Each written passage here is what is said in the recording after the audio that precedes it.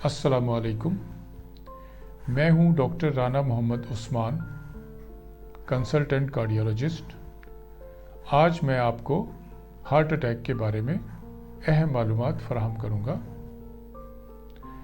Heart attack क्या होता है और क्यों होता है? दिल के पट्टों को या मसल्स को ऑक्सीजनेटेड ब्लड की नाकाफ़ी सप्लाई दिल के मसल्स को डैमेज करती है या नुकसान पहुंचाती है। Coronary artery disease heart attack की सबसे बड़ी वजह है। दिल के पट्टों को या मसल्स को ऑक्सीजनेटेड ब्लड की सप्लाई पहुंचाने वाली वेसल्स को कोरोनरी आर्टरीज कहते हैं। जब हम अपनी खुराक में लिपिड और फैट ज़्यादा इस्तेमाल करते हैं तो ये लिपिड और फैट कोरोनरी आर्टरीज में प्लाक बना देते हैं, जिन्हें हम एथेरोस्क्लेरोटिक प्लाक कहते हैं। यानी प्लाक का मतलब ये है कि ये आर्टरीज में ब्लॉकेज बनाते हैं। जैसे जैसे हमारी एज बढ़ती है वैसे वैसे ये प्लाक बड़े होते जाते हैं। और बाज़ औक़ात ऐसा होता है कि ये प्लाक इतने हार्ड और इन्फ्लेम्ड हो जाते हैं कि इनके ऊपर की सरफेस जो है वो रफ हो जाती है, या उसमें डिसेक्शन बन जाती है, या वो रप्चर हो जाती है। जैसे ही वो रप्चर होती है, खून के क्लॉट जो हैं वो वहाँ जमना शुरू हो जाते हैं और वो आर्टरीज को ब्लॉक कर देते हैं। कोरोनरी आर्टरीज की ब्लॉक होने की वजह से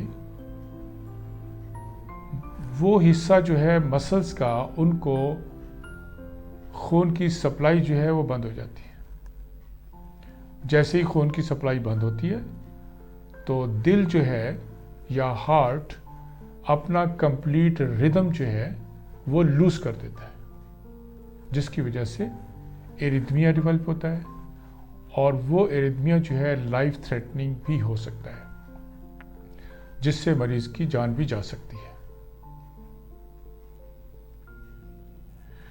अब हमने देखना है कि हार्ट अटैक में क्या होता है।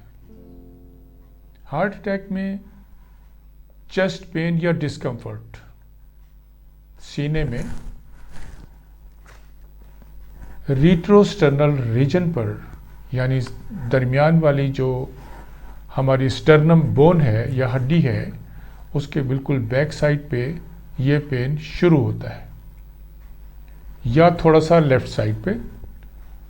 इसके बाद यही दर्द जो है पूरे सीने में फैल जाता है, या ये रेडिएट करता है नेक की तरफ, चिन में या जाज़ में या जबड़ों में, और बोथ शोल्डर्स में। मोस्ट प्रोबेबली जो है it can radiate towards left side, shoulder, left upper arm and four arm, but it can also radiate towards right side, right chest है यानी ऊपर वाला हिस्सा chest, shoulder, right arm and right four arm. यही दर्द जो है फैल जाता है बैक साइड पे भी, चेस्ट के बैक साइड पे, इन बिटवीन द स्कैपुला, यानी दो हमारी शोल्डर बोन्स के दरमियान में, और यह एपिगैस्ट्रियम में भी जा सकता है। अब हमने देखना है कि जो चेस्ट पेन हमें होता है उसके करैक्टर्स क्या हैं या उसकी खसूसियात क्या हैं। 3 करैक्टर्स बहुत इंपॉर्टेंट हैं। Number 1, uncomfortable pressure in the chest, यानी एक ऐसा प्रेशर जो कि बर्दाश्त से बाहर हो, बिल्कुल जस्ट लाइक अ बैंड, जैसे एक बैंड जो है चेस्ट के इर्द गिर्द जो है लपेट के उसे टाइट कर रहा हूँ, इसे टाइटनेस भी कहते हैं। नंबर 2 है heaviness over the chest. Heaviness mean जो है जैसे ऐसे लगता है कि पेशेंट फील करता है कि जैसे सीने के ऊपर एक वज़न किसी ने रख दिया है, या एक बहुत बड़ा पत्थर जो है वो सीने पे रख दिया है, जो कि अनकंफर्टेबल, अनबियर होता है। नंबर 3 जो है स्क्वीजिंग, अंदर की साइड पे कोई ऐसे हाथ से पकड़ के खींच रहा हो, अंदर की तरफ कॉन्स्ट्रिक्ट हो रहा हो, जिसे हम कॉन्स्ट्रिक्टिव पेन भी कहते हैं, ये है स्क्वीजिंग पेन जो है। इसके अलावा 2 किस्म के जो सिम्टम्स हैं, 2 किस्म के जो करैक्टर्स हैं इस पेन के, उनमें अक्सर ऐसा होता है कि या तो मरीज़ या फिर वो डॉक्टर जो कि दिल का डॉक्टर नहीं है, वो मिसडायग्नोस करते हैं या धोखा खा जाते हैं। मसलन बर्निंग ओवर द पेरिकार्डियम, दिल के ऊपर वाले हिस्से पे एक जलन फील होती है या बर्निंग होती है। नंबर 2 जो है इनडाइजेशन, ये गैस और बदहज़मी की शिकायत। अक्सर पेशेंट इसे इग्नोर कर देते हैं कि यार ये तो गैस है, ये मैदे का दर्द है या बदहज़मी की शिकायत है। अदरवाइज वो होता है दिल के अटैक की तरफ इशारा होता है। इसी तरह से कुछ और अलामात हैं जिन्हें हम एसोसिएटेड सिम्टम्स कहते हैं। वो एसोसिएटेड सिम्टम्स जो है अनयूजुअल, अनकंफर्टेबल, अनएक्सप्लेन्ड, टायर्डनेस यानी गैर मामूली थकावट,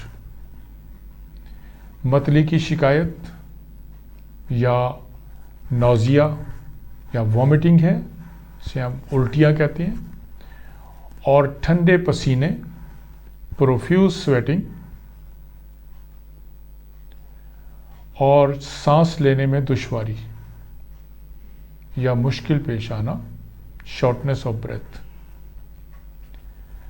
अगर किसी के सीने में दर्द हो या डिस्कम्फर्ट फील करे, उसके साथ उसे मतली भी हो, वॉमिटिंग भी हो, ठंडे पसीने भी हो और शॉर्टनेस ऑफ ब्रेथ भी हो, तो वो हार्ट अटैक की तरफ इशारा करती है।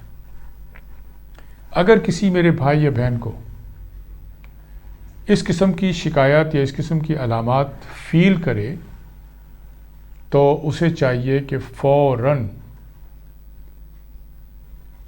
2 किस्म की टैबलेट ऐसी होनी चाहिए जो हमारे पास हर वक्त होनी चाहिए, हमारे घर में, हमारे पर्स में, हमारे बैग में, हमारी पॉकेट में। एक डिस्प्रिन और एक क्लोपिडोग्रिल, 300 मिलीग्राम डिस्प्रिन और 300 मिलीग्राम क्लोपिडोग्रिल फ़ौरन मुंह में डालें और चबाकर खा जाएं, और साथ ही इमरजेंसी एम्बुलेंस को आप कॉल करें। अगर आप पंजाब में हैं, पाकिस्तान में, तो 1122 को कॉल करें। अगर आप कराची में हैं तो 115 को कॉल करें।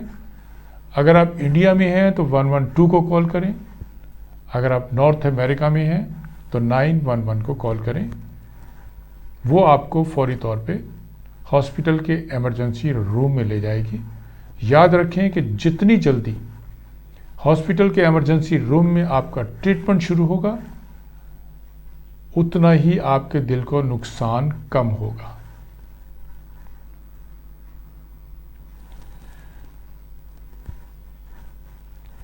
डिस्प्रिन और क्लोपिडोग्रिल ये एंटीप्लेटलेट है। जब आप डिस्प्रिन और क्लोपिडोग्रिल खा लेते हैं चबाकर, तो एक मुहतात अंदाजे के मुताबिक जो है 80% मरीज़ अपने दिल को डैमेज होने से बचा लेता है, क्योंकि डिस्प्रिन और क्लोपिडोग्रिल एंटीप्लेटलेट हैं। ये प्लेटलेट को खून में एग्रीगेट होने से रोक देते हैं। याद रखें, हार्ट अटैक के बाद जिंदा बच जाने के चांसेस बहुत बेहतर होते हैं जितनी जल्दी इमरजेंसी रूम में आपका ट्रीटमेंट शुरू होगा।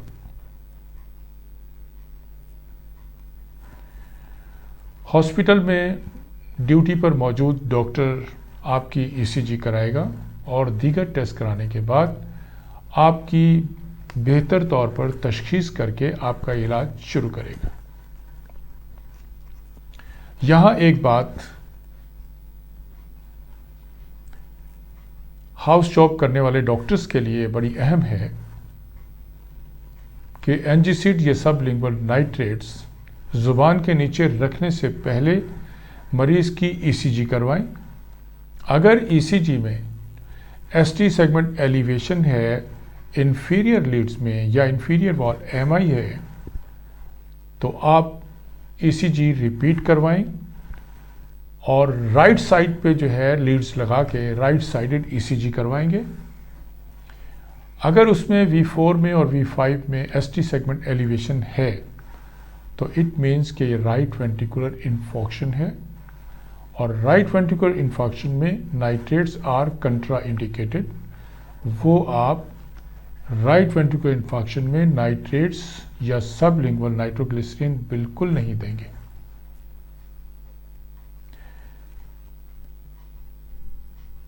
अगली वीडियो में हम हार्ट अटैक के रिस्क फैक्टर्स को डिस्कस करेंगे।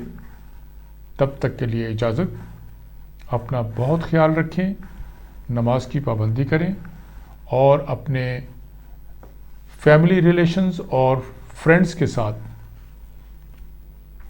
मामलात को दुरुस्त रखें। अस्सलाम वालेकुम।